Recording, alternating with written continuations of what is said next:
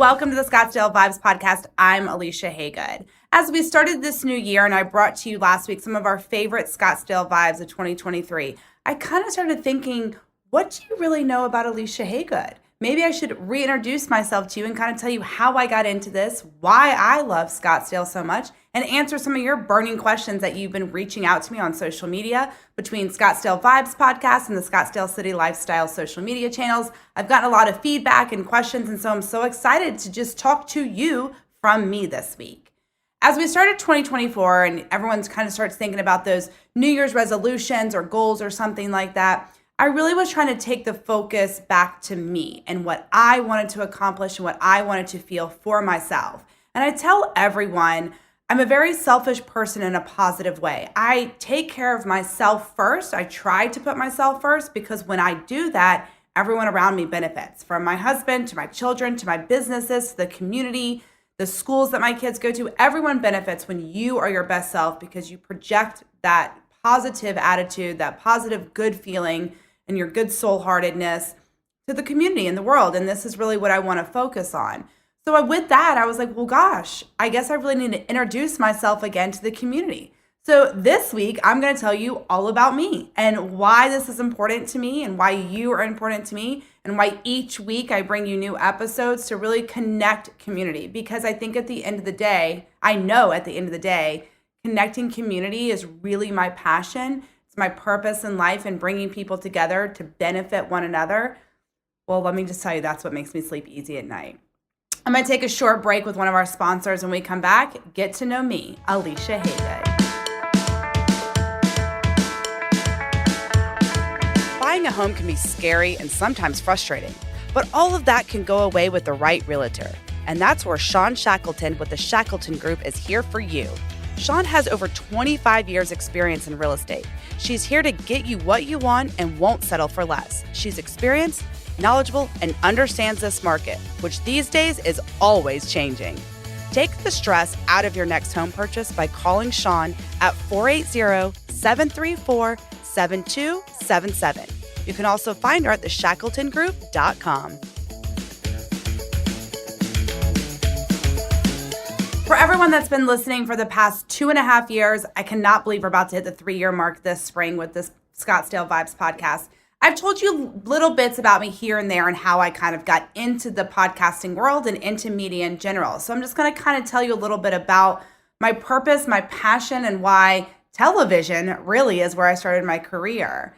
When it was junior year in high school, I grew up in Georgia. I'm a Georgia peach through and through. So hello to all my Southerners out there. I was taking a journalism class in high school, and I was kind of forced into it, honestly. We had to do a TV report from the 1800s was our class assignment.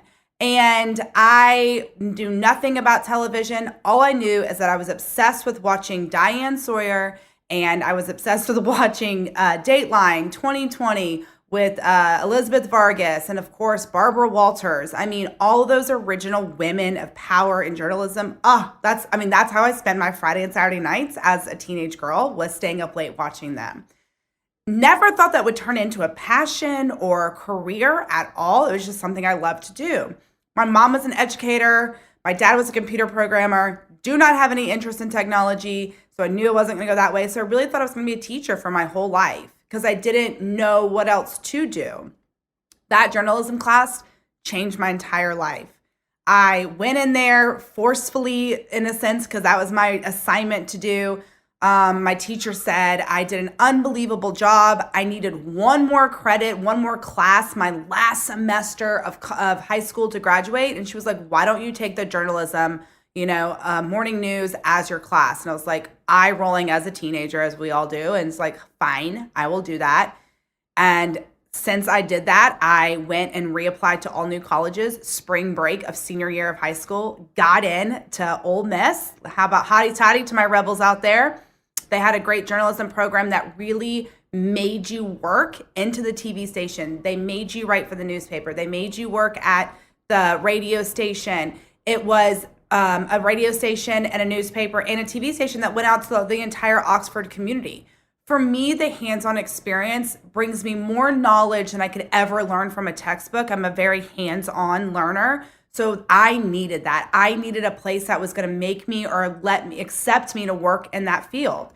So I went to Ole Miss, became a rebel, and I'm still a rebel to these days in many ways in life, if you ask my family and friends.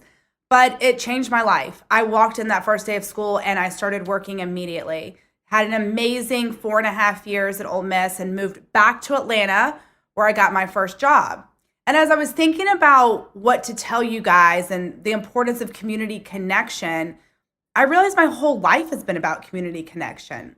And I realized that everything that I've earned or that I've gotten in life is because of the connections I've made in my community, which is why this podcast is so important to me. It's all about connecting community. When I moved back to Atlanta, the librarian that my mom worked with knew one of the executives at Fox Sports Atlanta. They were the regional sports network out of Fox Sports in Atlanta. And she reached out to him saying, hey, I have this amazing, talented girl that just graduated from Ole Miss. Would you give her an opportunity? So I got an internship at Fox Sports, again, because of someone I knew helped me out. That internship turned into a job. I worked at Fox Sports for about 3.5 years. Best job ever, by the way. I will tell you now, I was not a sports fanatic. I am a huge college football fan. I love football in general, Ole Miss baseball and basketball. So I was coming out of college where it was all about my life, but I wasn't aware of the teams and the coaches and the players and the stats. Like that's just not where my knowledge was. So I totally faked it till I made it. And every morning before I went to work, I would watch ESPN headline news. I would find one really cool stat from that news segment. I would go into work and be like, oh my gosh, guys, did you see that 3-pointer buzz shot from so-and-so? And it would start a conversation. And then they looked at me like I knew what I was talking about. And all I would do is sit there and listen to them and absorb everything they were talking about. And that's how I learned about sports. And so it was really a learning on the job aspect. I became an associate producer for original programming. Eventually, everyone found out that I was really BSing my way through and I was having to ask a lot of questions or Google a lot of stuff that I did not know or plays or something like that. But I didn't let it hinder me from my passion. I kept going. I kept learning. I really wanted to work behind the scenes in television. I really wanted to create amazing content. And that was the best way to do everything. And so I'm so excited that I stuck with it. I had an amazing team behind me. So shout out to all my Fox Sports family out there. Like without them, I would not be where I am today. But then I met my husband, my now husband, right? A couple years after working at Fox Sports. And he actually we met at a house party, very old school way. And he was visiting friends from out of town. So he was in the construction industry, is in the construction industry, where he was always project-based, moving every couple years. And after we got pretty serious, he told me, hey, I'm being transferred to the DC area. If we're in this forever, so let's move in together. And my thought was, TV's everywhere. Like, it's easier for me to find a job than for him to try to move to Atlanta and find a job. So I moved to the DC area. That's a lie. It is not easy to find a job everywhere and just at the drop of a hat like you expect to do. And so that was kind of a turning point in a career move for me where it's like you have to give yourself patience and grace because it'll happen when it's supposed to. But here's another community connection. I got a job in DC because the photographer that I worked with at Fox Sports had a friend who worked at a TV station in the Springfield, Virginia area, right outside of DC, called him, sent him my resume, and I got a job. Again, because of my community connections. And I wouldn't have gotten that job or that opportunity without what the friends I made back in Atlanta and who helped me get to my career and gave me the opportunity and the possibilities to stand up and be my best self. So it's all about community connections. It's all about making those relationships in every stage and everywhere you go because you never know what that person has to bring to the table for you or what you have to bring to the table for that person. I ended up getting a job. I worked at an Arabic television news station. No, I do not speak Arabic, but I definitely learned some while working there. Very interesting. I worked there during the Middle Eastern uprisings. It was a scary time, and it was so interesting to be on the inside of knowing and learning about that. Then my husband, we learned, was going to be moving about every 2 years. So he ended up going to business school at Kellogg. So we moved to the Chicago area. Again, community connections got me a job in Chicago. I've now lived in 3 states. Think about this. And a community connection in every single state got me somewhere else in this next move. I ended up working at the Big Ten Network and did a stint there because of my connections at Fox Sports. They wrote me a recommendation to the executives up there. They brought me on as a freelancer. Loved it. I proved to myself that I'm an SEC girl. Sorry, you Midwestern fans out here, and ASU and U of A fans, but I am an SEC girl at heart. We are the better football program, but I will let that be. I will let that be for another episode. So while I was at the Big Ten, again, I learned I had used my tricks from Fox Sports, where I would watch the news every morning, find an awesome play to bring to the table the next morning, and start learning about the Big Ten. So that is, again, how I got there. When we left Chicago, we went back to Arlington, Virginia this time. My husband went back to his former job at the headquarters. And again, I used my community connections to get a job. I reached out to my boss that I used to work from the DC area. I wasn't looking to go back into that news programming, but he connected me with his wife, who worked for a TV agency. And that was really interesting because at this point, every job I've had has been completely different than where I came from. The only common denominator is it was in television, behind the scenes, which is where I wanted to be. So I worked for her, and this was one of the most amazing opportunities of my life. We worked right in front of the White House, was our studio. I was there during the inaugurations of Trump. I was there when the Pope visited. It was, oh my gosh, an unbelievable time of my life. We were freshly married. I had just had my son. It was great. Life was great, and I had an amazing job. I was literally in the heart of the world, the heartbeat of the world, people will say, right there at 16th and I, working day in and day out. Our studio was on the rooftop. It overlooked the White House. We could see the guards changing. It was great. And I ended up getting burnt out really quickly. The news business is not for the faint of heart. Remember, we get to see and hear everything before we pass on the information to you. It was a lot going on at the time in the world. And news is not always great. And it was at this point where I kind of started to ask myself, what do I want to tell people? What is my purpose, and what do I want to inform people about? And I realized I wanted to switch to good news. I wanted to tell everyone all the great things that are happening here in DC and the world, and how, yes, all these people are arguing or bickering. We may not be getting everything we want, but you don't understand all the good that's happening. And my mind and my passion and my purpose started shifting. And I think some of that comes with age as you grow up and you change and your life changes and all of that. And so with that, my husband ended up getting transferred again, and we moved to Houston, Texas. I ended up using my community connections. This is a good one. I worked for a client out of New York City. We never met. I did a lot of work for her. I would find all her crews. I did everything in South America for her. And I told her I was moving to Houston. I said, I'm not going to be your producer anymore. I'm moving out of state. She goes, oh my gosh, I have a great connection with someone in Houston. I'm going to connect you. Again, I've never met this woman in person. We've only spoken on the phone and emailed each other. And I got a job in Houston because of her. Community connection. Everything you do, communicating and connecting is with one another. That is our purpose in life. And it's how we use that to get further in life. So I moved to Houston, did a quick stint there, got a job again through the community, and then we moved to Reno, Nevada. We were in Reno, Nevada for a year and a half. I wasn't working. I had my second child. My husband wasn't sure if we were going to stay there. So at that point, I decided not to spend my time and effort looking for a job, knowing that we were probably going to leave. And that is how we ended up right here at home, as we now call it, Scottsdale, Arizona.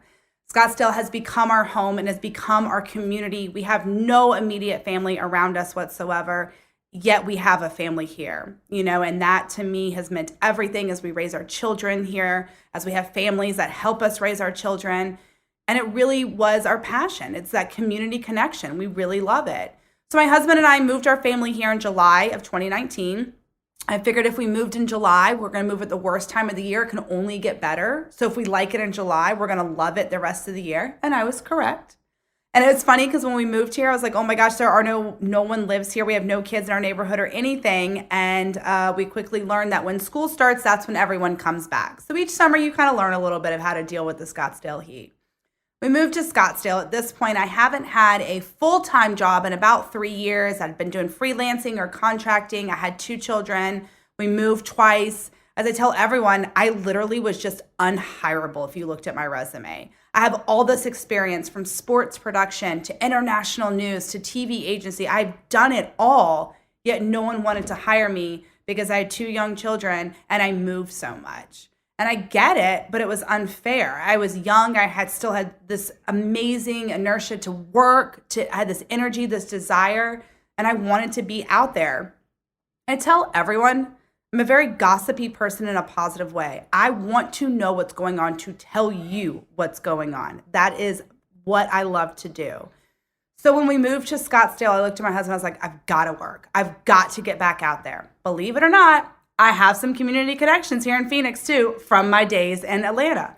So I reached out to my resources in Atlanta and he put me in contact with someone here. And then my husband's like, why don't you get into podcasting? And I was like, podcasting? Like what? No, I don't listen to podcasts. Like I am a behind the scenes person only. I will never be on camera. I never want to be on mic. I'm the one that trains the talent. I'm the one that produces talent. I'm the one that literally will edit the shows that you are watching on TV. Everything I've done is behind the scenes. And he's like, no, try it. You'll like it. So I found out we had a neighborhood podcast here in North Scottsdale. So I was like, okay, I'm going to produce the podcast. I'm still going to get into it, but I'm going to be behind the scenes. So I reached out to the host of the podcast and he was like, oh, come on and be a guest. And I was like, no, that's not what I do. I work behind the scenes. He's like, no, this podcast features neighbors. Just come on and have a good time and we'll go from there. I did it. Again, I was like just desperate to meet people here in the community. We'd been living here for 4 months at that point. So I went on and I had the best time on the mic. I know that's shocking for people that know me. I talk a lot behind the scenes. And I had the best time. And I didn't leave the studio. He actually had 3 more interviews after me. And I was like, can I just stay here and watch? I felt so at home. It just goes to confirm that I knew I was in the right career, being in television, being in the studio. It's where I belong. The running joke is a padded room because all studios are padded for noise control. I feel so comfortable there. So it's like a running joke with us. But I loved it. And I loved it so much. And I just did not leave the rest of the day. And then I reached out to him a couple days later and I was like, hey, I really want to do more for you. Can I produce your shows? And he was like, absolutely. This is great. I didn't realize he didn't even know like all the career that I had bringing into this. So at that point, I started producing shows and then he's like, oh, why don't you be my co-host? Like I could use someone. I was like, okay, fine. So I became his co-host. So I was a guest on the podcast in November. By January, I was his co-host. By March, I was the host of the show. After a year of hosting the podcast by myself, I then hosted 4 neighborhood podcasts here in North Scottsdale. I trained other talent to host podcasts. I hosted the podcast. I produced the podcast, and I was in heaven. I was so happy. He looked at me and he goes, Alicia, buy the company from me. This was his second company. He was already had another full-time job that he was doing. He was trying to start this up. I was like, what do I know about owning a company? He's like, you are doing everything now. You're just not getting the money. Buy the company from me and make it yours. And I had a long talk with my husband. I reached out to my best friends. I use my community to ask questions, to learn from them and everything else. And everyone's like, go for it. Go, do it. So I did it. So a year and a half after being a guest on a podcast here, I ended up buying the company, rebranded it to Scottsdale Vibes, and here we are 2.5 later, ranked top 10% in the world of all podcasts because of my community connections that I've made over my life. It is so important to focus on the community and the purpose and the reason. And I couldn't have come to be the top 10% without you each and every week, tuning in, listening, sending me recommendations for guests, bringing yourself to the table to be a guest. With that, one of our sponsors, Jeremy Mueller, who you hear each and every week and is on every month, he brought me my next opportunity to buy a business. He told me, you need to meet this wonderful woman named Tammy Fellows. She knows everybody here in Scottsdale. She owns this amazing luxury magazine. I was like, great. Jeremy's born and raised here in Scottsdale. We've talked about it before. I was like, I'll take her. You know best, Jeremy. Like, this is your territory. So Tammy and I met. She came on the podcast. And you've heard her episode. We've aired it a couple times because she's one of our top downloaded episodes. And after we met, we just connected. It was just like a click. It was easy, an easy conversation. The opportunity arose about a year or so after we met that she was ready to take on a new adventure in life. She's a serial entrepreneur. And she was like, listen, I have this very successful magazine of Scottsdale City Lifestyle. I think you'd be the perfect person to take over with everything you're doing at the podcast, with your purpose and your love for the community in Scottsdale. I think this is your next adventure. And I was like, I don't know anything about magazines. I've worked in newspapers. I've worked in radio. I've obviously done over 15 years in television. I know nothing about the publishing world. In fact, it's the one aspect in college I never worked on was magazines. She's like, you got this. And I was like, I don't know. So again, I reached out to my community. I reached out to my friends, my family, my business mentors, and I said, what about this? And they're like, get it now. You are crazy not to take the opportunity. It's the perfect next step for you in life. And I said, okay, let's do it. So I did it. I took over Scottsdale City Lifestyle last spring. My official first issue out was last July. I cannot tell you how this has just changed my life for the better. It has just opened more doors to meet more people like you each and every week. It has brought more stories to my heart. It has let me meet more and more people each and every month.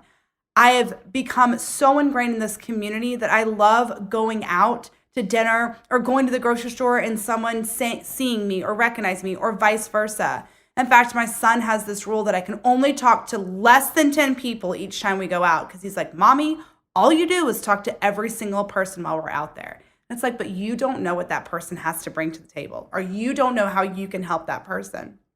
It's all about community connection. And that is why I am so happy to be with you here each and every week, connecting you to this amazing community that we get to call home. That's just a little bit, of how I got to where I am today. And I know that we are just starting to grow here in 2024. We're just getting started on all the great things that are happening. And if you're watching this on YouTube, you can see how big my grin is right now. I hope you can hear it too.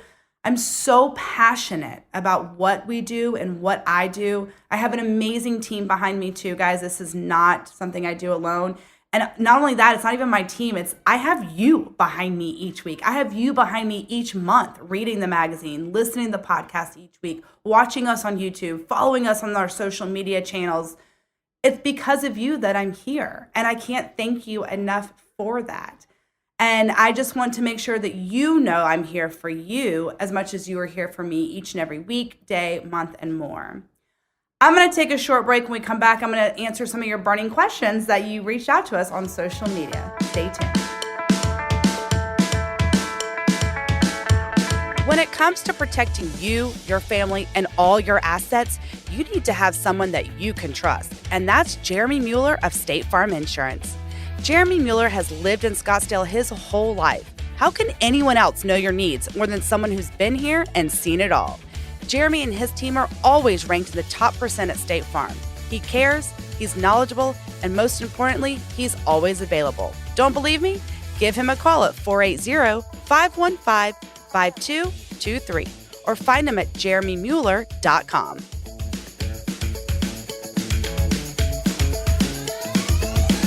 We are sitting here, me. I'm on the other side of the mic, really funny enough, answering questions about myself, which I love. It's fun being on the opposite side of the mic, I'm not going to lie. But I want to answer some of these questions that you in the community reached out and asked me, some burning questions. So I'm going to start with Skate It Forward Phoenix. Great organization, by the way. Go check them out, Skate It Forward Phoenix. What's the most challenging thing about interviewing someone? This is a great question. The most challenging thing about interviewing someone is convincing them that they need to be interviewed. People really don't think they have a story. I'm not interesting. I really don't have a lot to talk about. I'm not the right person. You are. I've done my research. I know who you are. I want the community to know why you're important. Everybody has a story. It's just that you've never been asked what it is before. So if you really think back, I mean, what I just talked about with you, my whole life, it's like when you sit there and talk out loud about what you've done and what you've accomplished, you kind of be like, huh, I have done a lot today. So my hardest thing about interviewing someone is not interviewing them, it's convincing them that they need to be interviewed. Once you sit down in front of me, many of you have gotten nervous. I don't know what to do. And then it's a conversation. It's very relaxed, making them feel comfortable. It is a conversation. It's just you and I sitting here talking and learning about each other. And then I'm going to let thousands of other people listen afterwards. But don't focus on that in the interim. That's the most challenging part, is convincing people that they have a story to tell, because many people just don't believe in themselves. So that would be my answer to that. I love this woman, Lindsay. We met here in a mom's group here in town. She's been so good and the most amazing supportive friend. What's been your favorite podcast episode? This is a hard one. I've probably done 300 something episodes between the 4 neighborhood episodes I did, or neighborhood podcasts I had, and then the 143 episodes we've recorded for Scottsdale Vibes. Thank you, Scottsdale. I don't know. It's like picking a favorite child. Like, can you pick a favorite one? I will say this. I think my favorite one probably is going to be the very first one where I was a guest on it. Because without that one, I wouldn't be where I am today. It really jump-started my career into podcasting. So I'm going to go back to number 1. And it's really funny. By the way, you can't hear number 1 anymore because they're not online. So don't worry about that. But if you listen to my very first episode to where I've come today, I've grown, I've matured.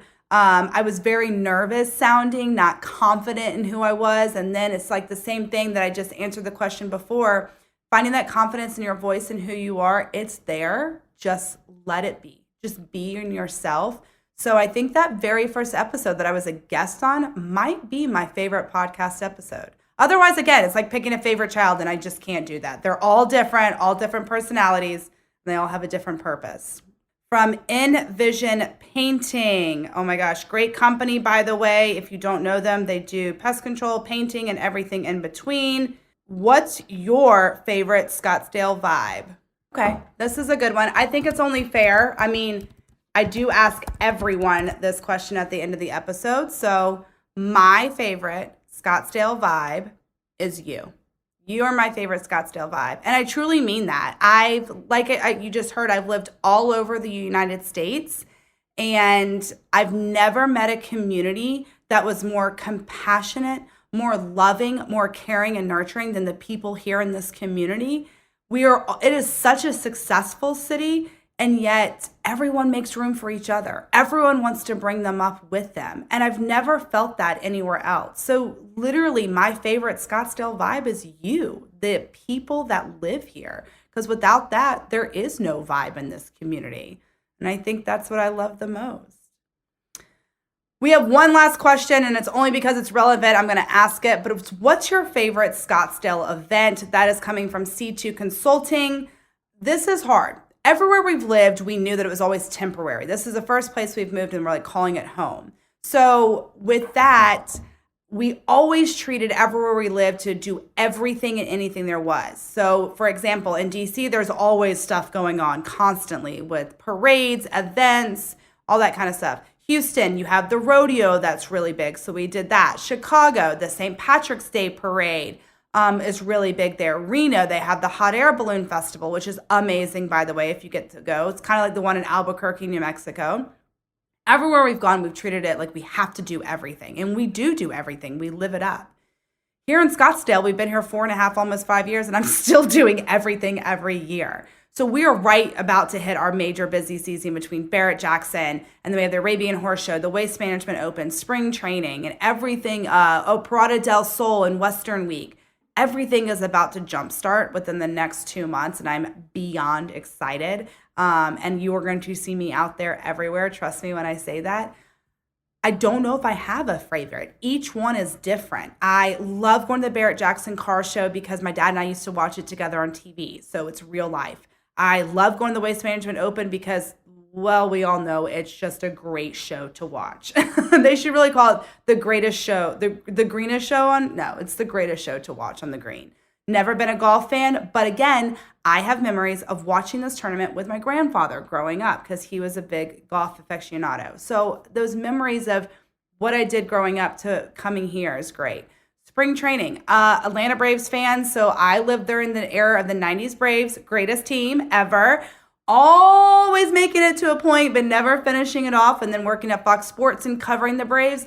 Love spring training. Didn't even realize like there was a training out necessarily the Cactus Leagues because everything was in Orlando for me. So it's transitioning what I knew from the Orlando baseball season and spring training out to Scottsdale and going to experience all of the West Coast teams and just learning about them. It's getting me out of my bubble of how I grew up, but experiencing what I saw on TV and in life in the South out here in person in the West. And I think that's pretty remarkable. The Arabian Horse Show, I've learned so much about horses living out here in the West. I've always found them beautiful, amazing creatures, ridden many times in my life. To be up front and close with these people that are passionate and the pageantry of it, I knew nothing about. So for me, these events are really eye-opening experiences that just connect me with different parts of this community each month. So I'm so excited that our Scottsdale season is here. And it really is Scottsdale seasons to shine and smile, and it's time for us to do that. I hope you all had an amazing start to your 2024 season. I hope you learned a little bit about me, and if you ever see me around town, please come say hello. Ask me anything. I tell everyone I'm an open book to a fault. I am here for you. I want to be with you. I want us to be together, and I want us to continue to grow Scottsdale to what it can be. I hope you all have a wonderful week, Scottsdale. Keep vibing, and I'll see you around town.